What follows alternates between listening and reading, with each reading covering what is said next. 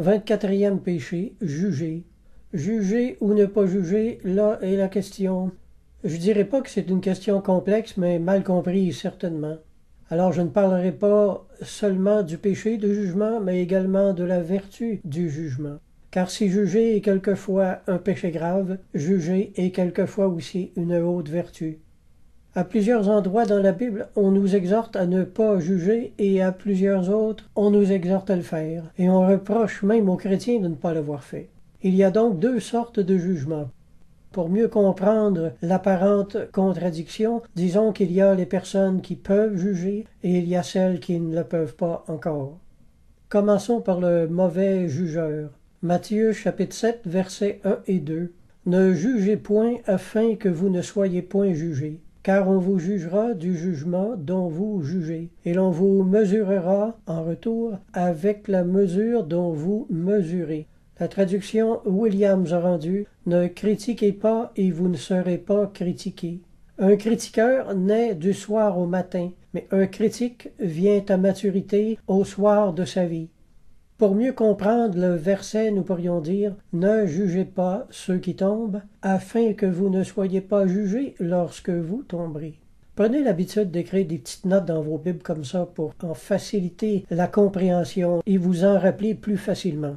Nous pourrions encore paraphraser ce verset de la façon suivante. « Ne jugez pas sévèrement les faiblesses des autres si vous ne voulez pas que les autres jugent les vôtres plus tard. » Ou encore, si vous jugez sévèrement les faiblesses des autres, les autres jugeront sévèrement les vôtres.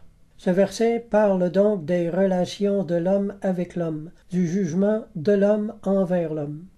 L'Écriture ne dit nulle part « tu ne jugeras pas ». Mais cette affirmation, quand elle existe, est toujours suivie d'une seconde affirmation qui lui donne le ton. Par exemple, ne jugez pas afin de ne pas l'être. Ce n'est pas ici une interdiction de juger. Le Christ nous dit seulement qu'il y aura un prix à payer pour ceux qui le font. Juger, c'est comme lancer un boomerang. Vous savez, ce truc recourbé qu'on lance et qui revient nous casser la figure ensuite. La majorité des chrétiens ont une justice à vue basse. Ils prétendent voir les péchés des autres alors qu'ils ne voient seulement pas les leurs. C'est l'histoire de la poutre et de la paille. En commentant ce passage de l'Évangile, Saint Jean Chrysostome a écrit « Notre Seigneur ne nous défend pas ici de reprendre nos frères par un principe de charité, mais il interdit seulement aux chrétiens de se mépriser les uns les autres par une vaine affectation de justice, de les reprendre en haine et de les condamner sur de simples soupçons ou par inspiration d'une haine personnelle. » Jésus a jugé les pharisiens, et Paul a jugé les mauvais motifs secrets de certains évangélistes, en Philippiens chapitre 1 par exemple. La différence, c'est que les jugements de Jésus et de Paul n'étaient pas motivés par la haine. Ils étaient motivés par la vraie justice. Il ne s'agit pas de notre façon de comprendre la justice, mais de comprendre celle de Dieu. Et c'est cette justice que nous sommes appelés à exercer. Ce qui est formellement interdit, ce sont les jugements qui auraient été inspirés par la haine, le mépris, la jalousie, l'esprit de secte, le parti pris ou la propre justice. Voilà le jugement interdit. Je le répète, quand Jésus dit « Ne jugez pas et vous ne serez pas jugés », ce n'est pas un commandement, mais un conseil spirituel. Il ne dit pas de ne pas le faire du tout, mais simplement que l'on s'expose à un risque quand nous le faisons. Jésus énonce une loi. Lorsque l'on juge, on le sera en retour. Quand un homme se sent mal jugé, il rend toujours les coups.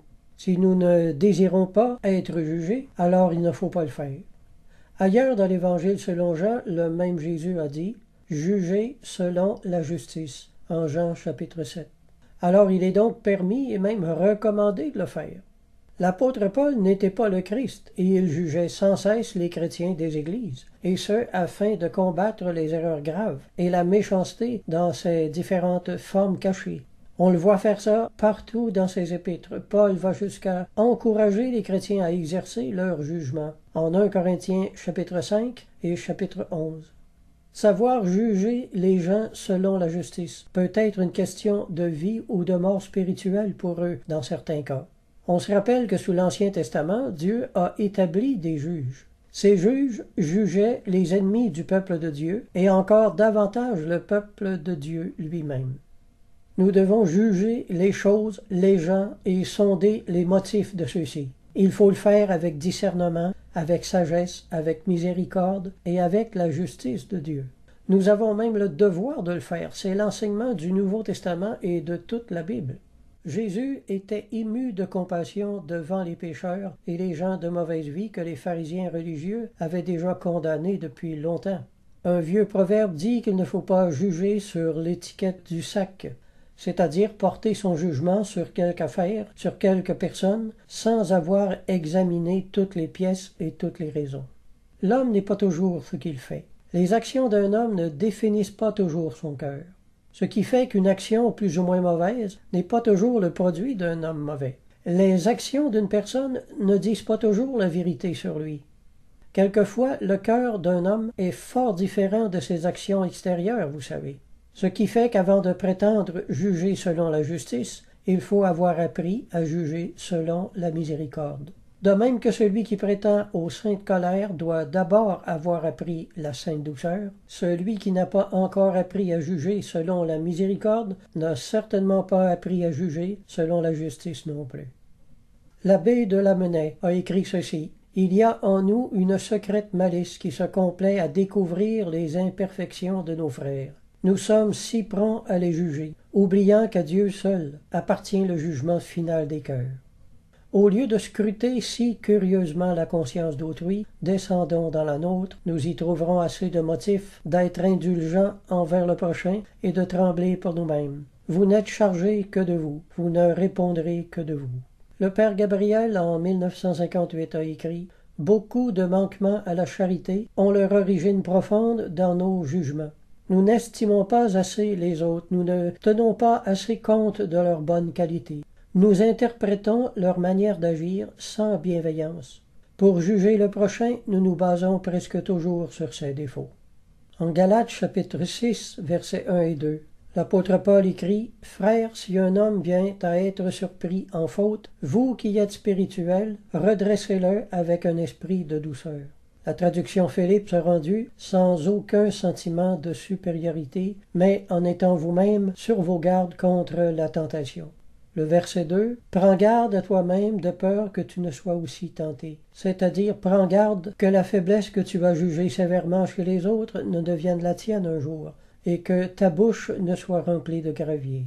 Et alors tu regretteras amèrement d'avoir jugé avec sévérité. Car il est écrit que nous serons jugés par le Seigneur avec la même mesure dont nous avons jugé les autres sur la terre.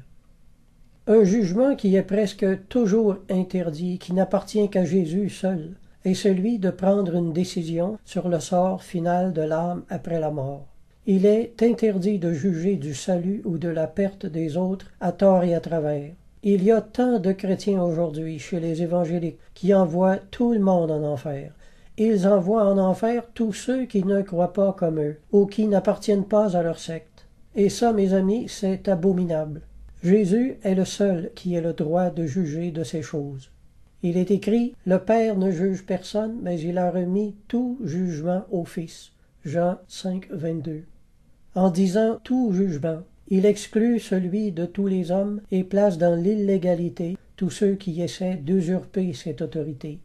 Celui qui juge du salut des autres, Dieu plus tard le jugera d'avoir jugé, et ce sera alors son salut qui sera remis en cause et non celui des autres. En Actes chapitre 1, versets 24 et 25, alors que Judas était mort, on présenta à Pierre 2 disciples pour prendre sa place. Pierre dit « Seigneur, toi qui connais les cœurs de tous, désigne lequel de ces deux tu as choisi, afin qu'il ait part à ce ministère et à cet apostolat que Judas a abandonné pour aller en son lieu. » Pierre n'a pas osé porter de jugement à propos du salut ou de la perte de Judas. Il s'est contenté de dire que Judas était allé en son lieu. Il a simplement laissé ce jugement au Seigneur. Matthieu 7, verset 3. « Pourquoi vois-tu la paille qui est dans l'œil de ton frère, et n'aperçois-tu pas la poutre qui est dans ton œil? » C'est-à-dire qu'à cause d'un manque de maturité spirituelle, le jugement de ces personnes est souvent un acte même d'injustice et d'hypocrisie.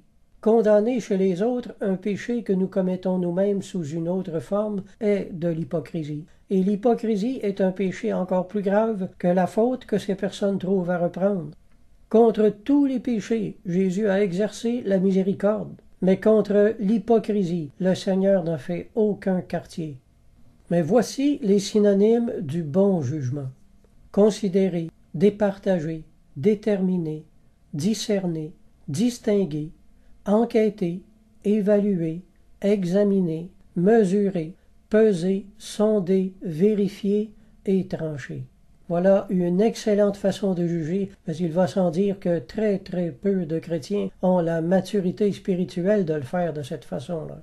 Le jugeur est celui qui ne prend pas le temps de bien juger et qui se fie généralement sur ses seules petites lumières.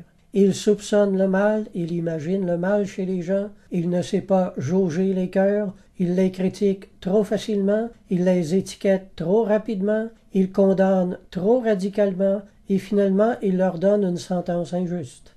On ne peut pas juger selon la justice si l'on n'est pas soi-même arrivé à un haut degré de justice soi-même. Et ça, mes amis, c'est un long apprentissage. Juger selon la justice, c'est juger avec une sagesse acquise. Hébreux 5, 14. Mais la nourriture solide est pour les hommes faits, pour ceux dont le jugement est exercé par l'usage, à discerner ce qui est bien et ce qui est mal. Une autre traduction a rendu « pour les adultes, ceux qui ont atteint une certaine maturité spirituelle. Ils ont exercé leurs facultés et ont ainsi acquis par l'expérience un sens moral affiné qui leur permet de distinguer le bien du mal. » En conclusion de toute cette liste de péchés, il y a bien encore 3 ou 4 péchés importants, mais nous les verrons probablement au passage lorsque nous parlerons des vertus contraires qui leur correspondent. Nous parlerons dans le prochain message des vertus chrétiennes.